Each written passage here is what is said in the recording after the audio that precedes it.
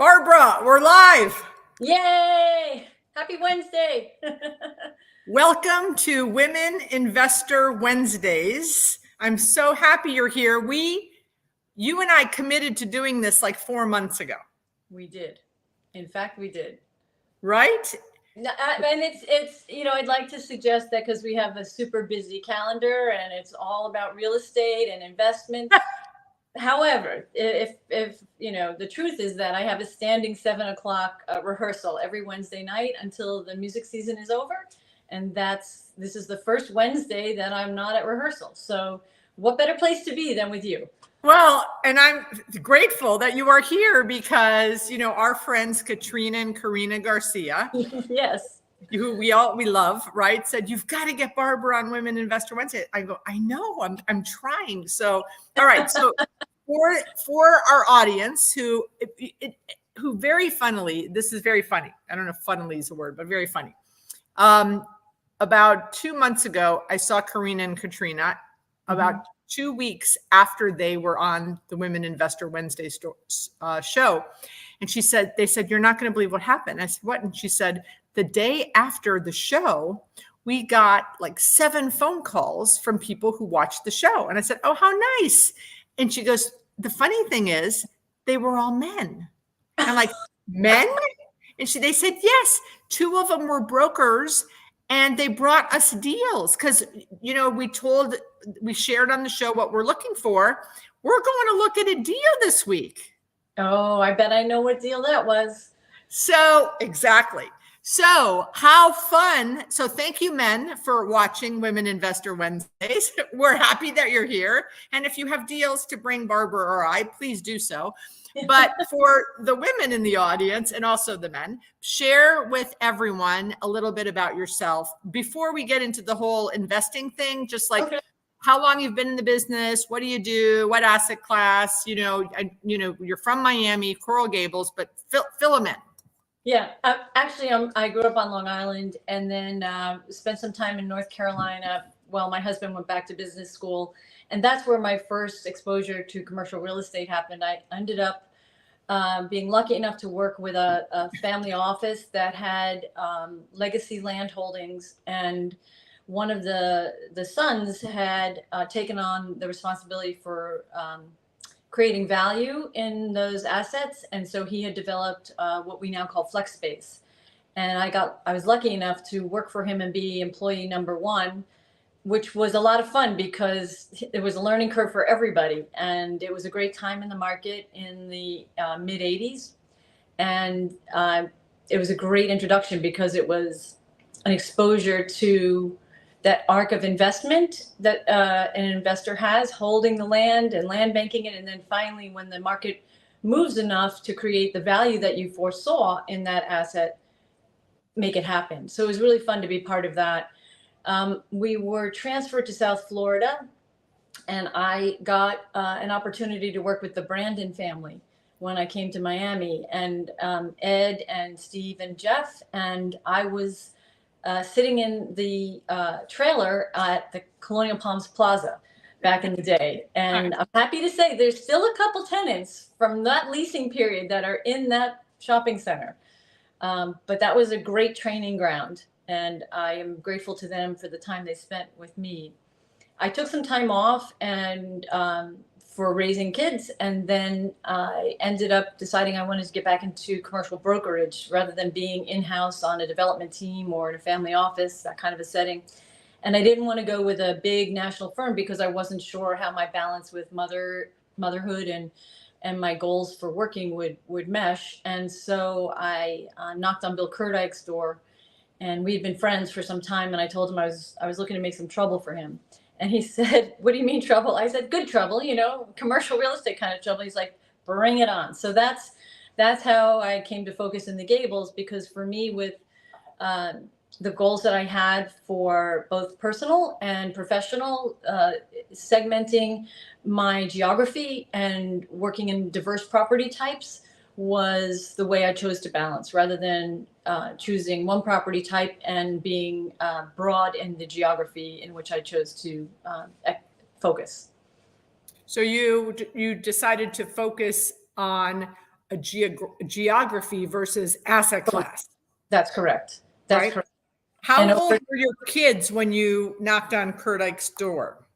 it was a time when they were in, I remember this so clearly. James, our younger son, had just turned 3, and he was in a class from like 9 to 1. And I figured, okay, I have a block of time. I'd been playing my cello a whole lot, and I love that. But I also am a person who understands and values the long-term multiplier effect of investment, and a dollar today can be worth $10, $100 tomorrow. And I decided that I wanted to get back into commercial real estate. It was a passion I had prior to having kids, and I thought I could find a way to blend it.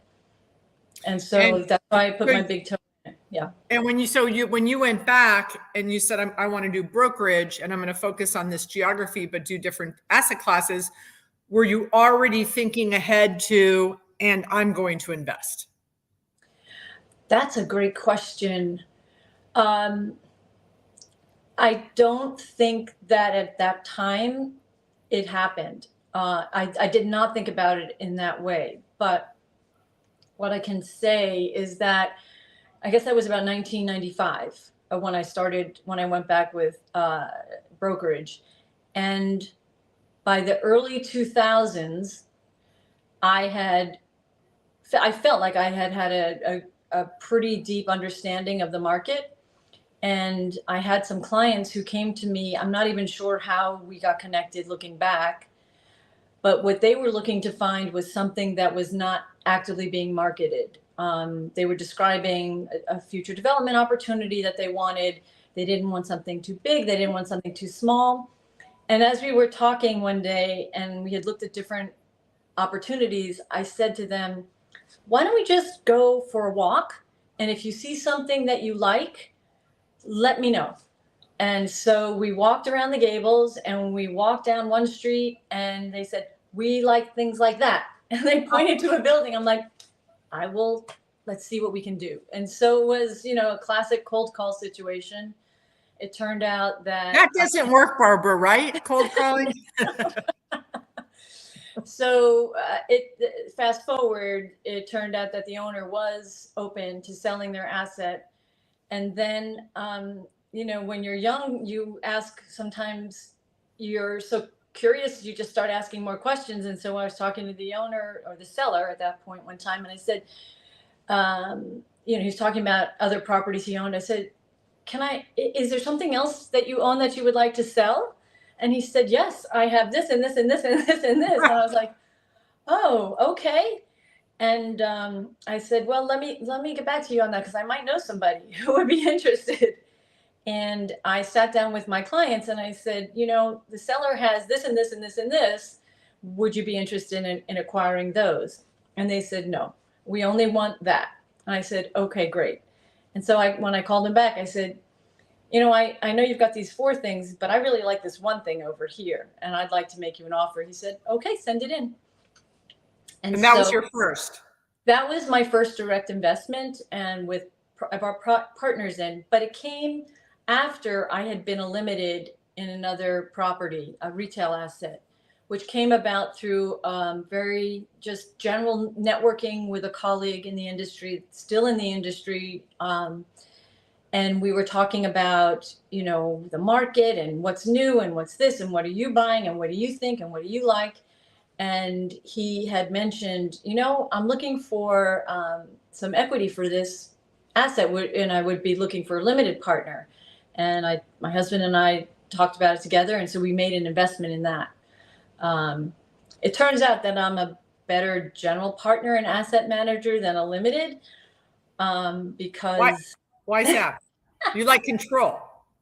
Well, I do have other investments through private equity, through one of my other investment vehicles. I should say we, but in that particular first instance, the managing partner, it was a long-term play, a long-term buy and hold. That's what enticed and inspired me to be interested in it, and then sit down with my husband and crunch numbers and make the investment. And then the general partners put it back on the market pretty quickly.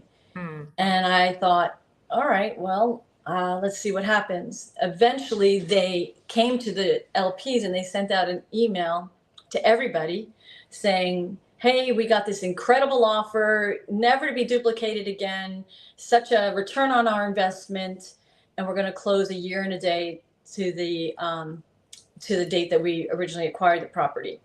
And I read the email like 3 times, and I was young. And you know that thing that they say you should never do, fire off an email and not put it in draft first? Well, I did a reply all, which I was shocked that it worked. And I said, hey, this isn't the plan. What are we doing this for? And I got a phone call back in 30 seconds. And so I understood that if I'm going to interact that way, it's probably better for me to be to better understand the limited role, which I am a much better limited partner now in the investments I have than I was then. But and to this day, it was a wonderful investment, not to be duplicated. They were all right. It was the correct thing to do at the time. I still drive by that asset and lovingly blow it a kiss because it was so good. And I think maybe it'll come around again and be good again.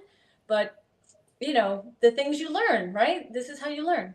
Well, and you know, a lot of times what I tell people all the time when they call me and say, well, how do I get involved? How do I get started? And I said, be an LP first. And you know what, I was number 11 employee at Terra Nova. When I left, we had 135, I think, but I had the grateful position to be an LP 7 times there. And because I eventually became the president of the company and had to write the partnership letters and had to get those calls from the LPs, I learned how to be an LP because I knew what I did not want, you know, where, you know, the LP is, you know, the smallest LP, you know, Natasha, you and Natasha Falcone need to meet because she's in the Gables. I invest with her and she buys multifamily in Little Havana and in Hialeah. But she has a Instagram live where she talks to women that LPs and GPs and sponsors, and we were talking, and she had a call the other day, and they were talking about how it's so funny how the smallest GP has the loudest voice. The smallest LP. LP. Yeah. The smallest LP, the small meaning, you know, there's 100,000, 200,000, 300,000, 500,000, and then the 25,000 person. And that was my experience in the LPs I was in. I think that's probably a universal fact. In that particular instance I related, I was not the smallest LP, but I was probably the newest one, or when the invitation to be an LP came, it was a broadening of the circle. So for me, it was the first time I was putting my toe in. So I was paying very close attention because I was on a really steep learning curve. I wanted to learn. I wanted to understand. Right. But I also think in that instance, the GP learned as well to send emails that were that you couldn't reply all on. So exactly. So, you know, but you know, and good for you. You know, I'm happy that you were vocal, right? I think it's important to ask questions. I've been in LPs in situations where the plan changed, right? I've been a GP where the plan changed, and it's okay for your LPs to question. You had one strategy. Why are we changing the strategy? Frankly, it seems like the GP should have maybe put a little more description of why the strategy was changing, or it was just, you know. Yeah, it was, I want to be really clear. There was, at the end of the day, there was no negative in that fact that we divested ownership of that asset. It was 3 times over a home run, and our accountant was thrilled because we were able to offset from tax purposes. It was just a beautiful thing at the end of the day. And everybody should have that kind of luck with their. Uh-oh. We just lost Barbara. And this is what happens when you are live. So hopefully Barbara comes back. And does she know she's gone? Is the question. Well, Natasha, are you still here? We can, oh, here she comes. Natasha, you and I can text discuss investing. Let me call Barbara. She might just be talking away thinking she's still on camera.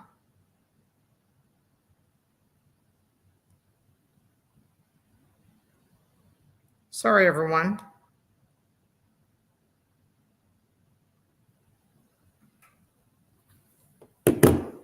You love this conversation? I do too. I love talking about. So very interesting that she's talking about LPs. What I was dying to ask her next was, she said she thinks she's a better GP. Here she comes. And Great. I got a phone call and it kicked me out, I think is what happened, even though I tried to delete it. Yeah. Sorry, guys. No sweat. Okay. So what I wanted to say, so you said, I was a GP. I think I'd be a better, I was an LP. I think I'll be a better GP. But now later on, so for me, now I'm really enjoying being an LP again. So I started as an LP, then I was a GP a bunch. And now with Natasha, I don't know anything about multifamily. I love saying I give a check and get a check. I give a check and get a check, and I don't have to do any work. So right. I'm at the age of 63. I'm really enjoying, even though I'm still a GP in 4 deals right now, and I'm about to do a $2 million renovation on a shopping center. So I'll be all in that. It's great to diversify and be an LP. I would echo that same thing. We are similar ages, and I do like being the managing partner of an asset. I enjoy the asset management of it, but I'm not building a huge asset management intensive firm here. I did it and I asked to be those roles in the assets I own. I invited partners in, so I automatically had that role. And then when a partner invited me into something else, I said, look, I'll come in, but I want to come in as the asset manager. So all of that was an education, and all of those experiences led up to the fact that enabled me to be more comfortable being an LP with people that I trust and firms that I trust. And in addition to asset classes, to your point, that I know very little about. So very interesting. So are you saying that, so you're saying that someone brings you a deal, asks you to be an LP, you say, yes, I'm interested in being an LP, but I want a role as asset manager?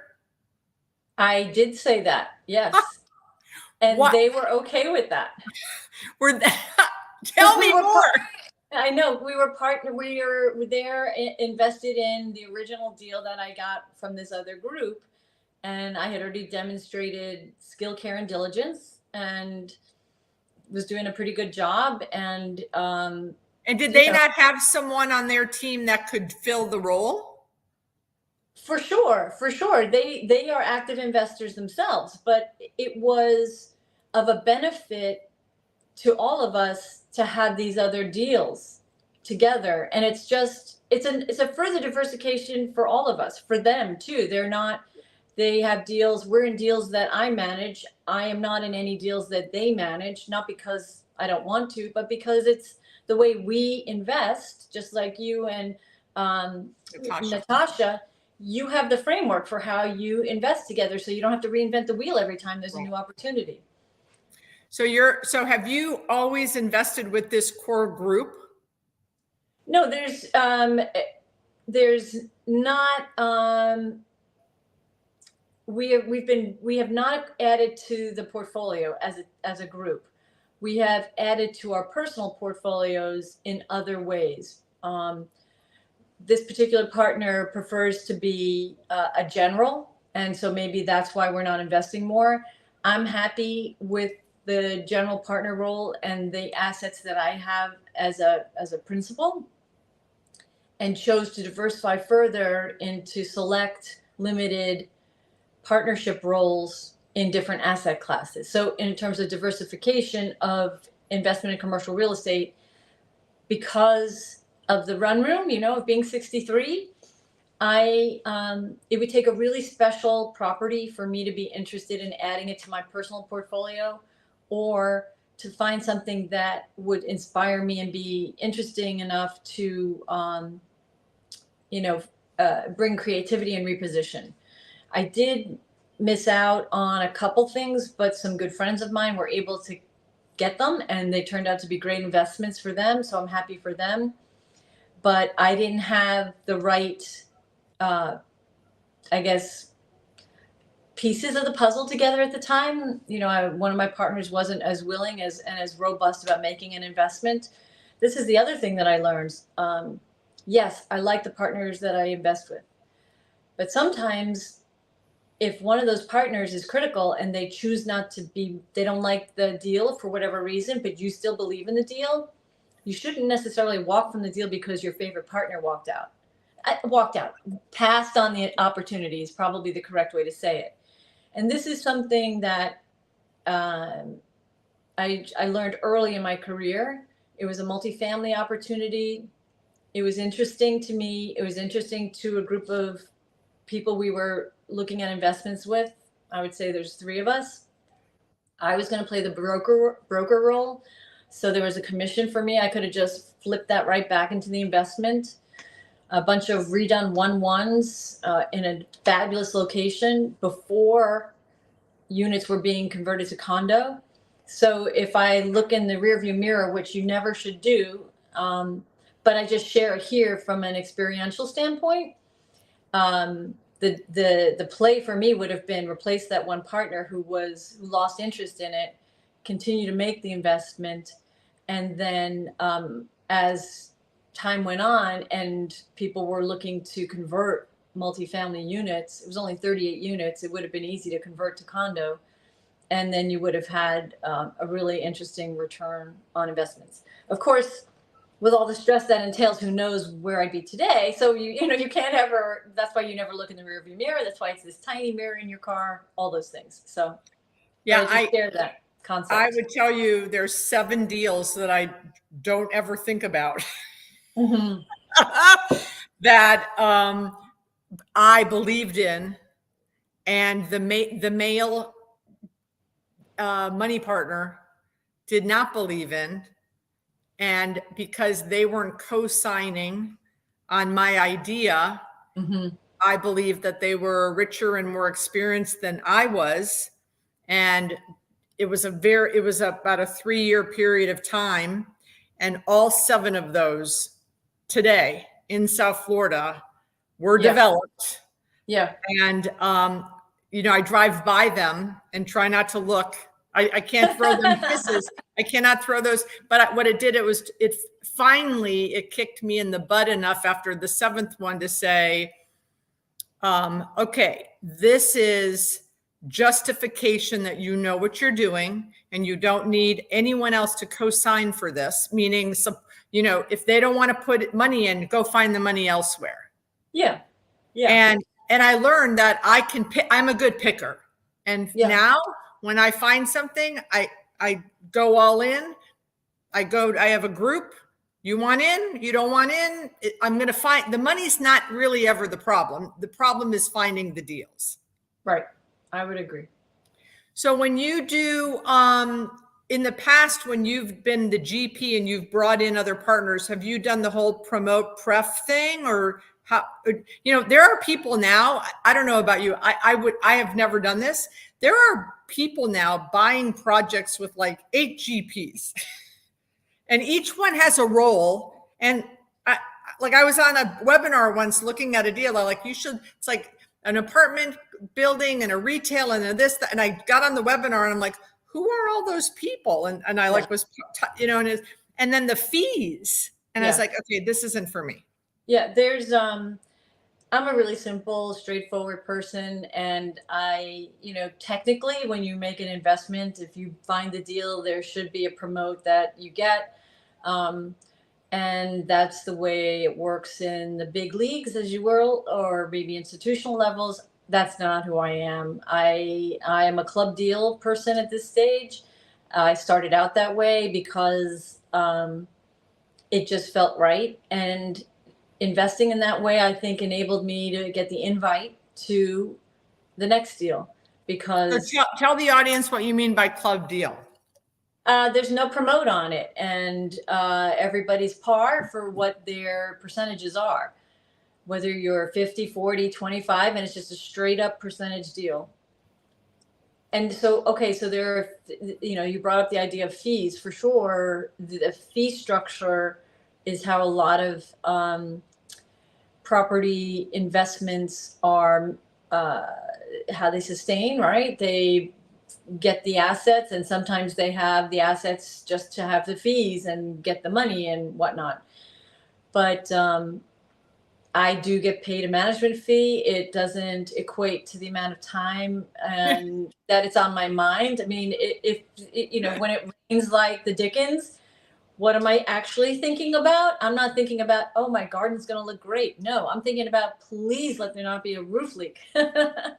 Exactly. So exactly. And that's why, to our earlier discussion point at 63, I think more about these limited opportunities are very good to me as well. So Yeah. Okay. So you find a deal. It's too big for you and your husband to do by yourself. So you go to 5 people and you bring them in. yeah, And if you put in 25, let's say you get a loan for 50%, there's 50% left. You put in 20 and then you have, someone else takes the other piece, the other 30. It's pari passu, 20 and 30, and all you do is get a management fee. yeah. I mean, that's with the group You're that doing a lot of work and not getting a bump at the end. It's okay. For me, it's okay. I did it as a learning experience. And once you cut your deal, this is another point. Once you cut your deal, you can't go backwards on it. Yeah. And right. So, Oh my God. I cut 3 deals and the pref was, I remember teaching a class and having it up on the screen. And as I'm teaching the class saying, I would never do this deal again. But when I was doing the 3 deals, I didn't know what I was doing. And it was some ridiculous, it was like the pref was 15. I didn't know what I was doing, but but in the end, we just literally sold all 3 recently, and we all made a great amount of money. But I don't think I got into my promote on 2 of them. But that's okay.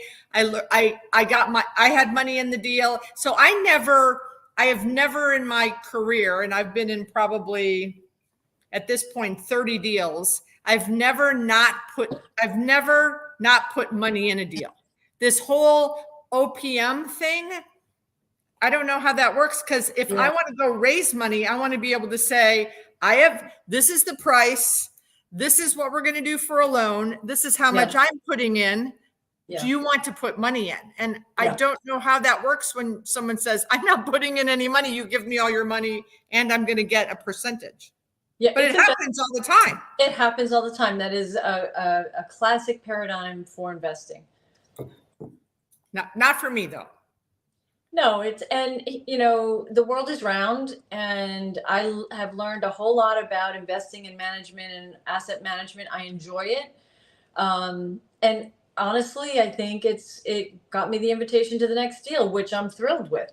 So I have absolutely nothing to complain about. It doesn't work for everybody, but for me, it worked out well. I have nothing. How many deals are you a GP or a sponsor today in, and how many LP deals? I have 2 GP deals, single tenant, triple net assets. And then LP, gosh, I don't know, half a dozen, something. I don't know. I don't count them. I just, they're of an asset class that I don't know much about, and I have complete trust and faith in the group. And as does my husband. We have a vehicle we do that investment with together, so it's always a shared analysis. and we've been very happy with it. And Is he in real estate too, or no? my husband is in real estate. His career was at Bank of America, and he did all of the lending on the big developments in downtown Miami. So Awesome. commercial real estate lender. Yeah, and he's reinvented himself at this stage. So it's fun. He has more time. You know, I've always trying to come on to the dark side, you know. And you're still brokering, right? Yeah.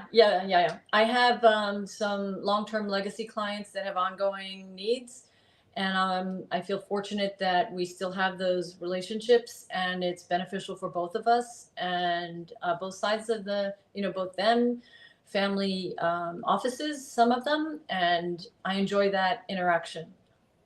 So if a great deal fell in your lap tomorrow, but you had to be the GP, what would you do? I would go to the core group that we like to invest with and see what they think. And, you know, it has to check a lot of boxes these days because at this point in the arc of my career, the runway for recovery from a mistake is shorter. Right. And so I'm a lot pickier. Are you pickier with LPs too? Like, so I bet on the jockey. So like I have LPs with multifamily, industrial in Tampa, hospitality, like hotel with a minority female that I just love the whole mission. Get minority females to buy hotels instead of work in them.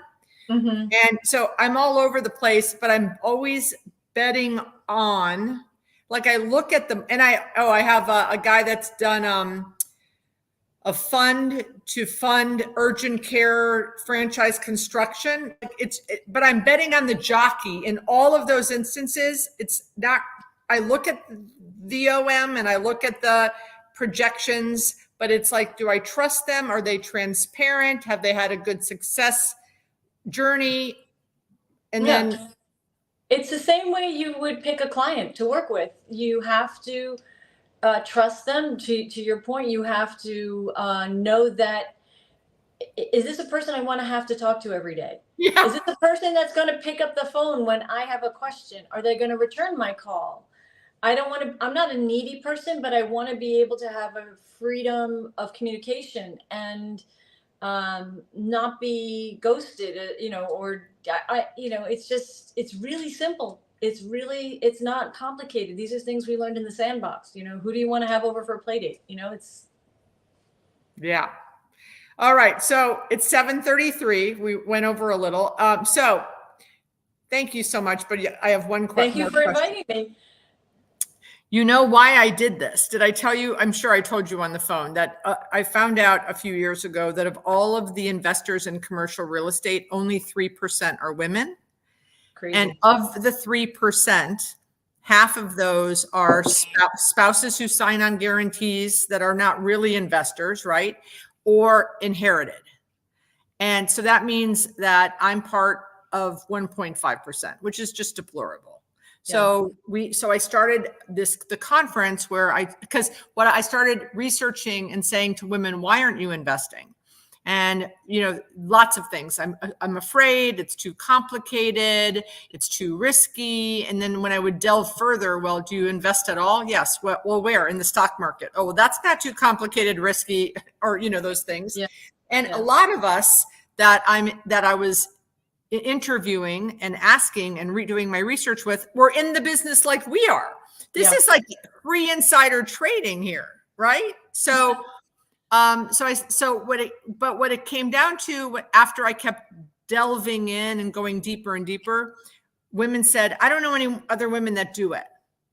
And I went, oh, and like what you had said at the beginning of this interview, you said, I was talking to a friend and I said, well, what are you investing in? So women don't have those conversations. Women do not stand around at a golf course and say, so what are you investing in?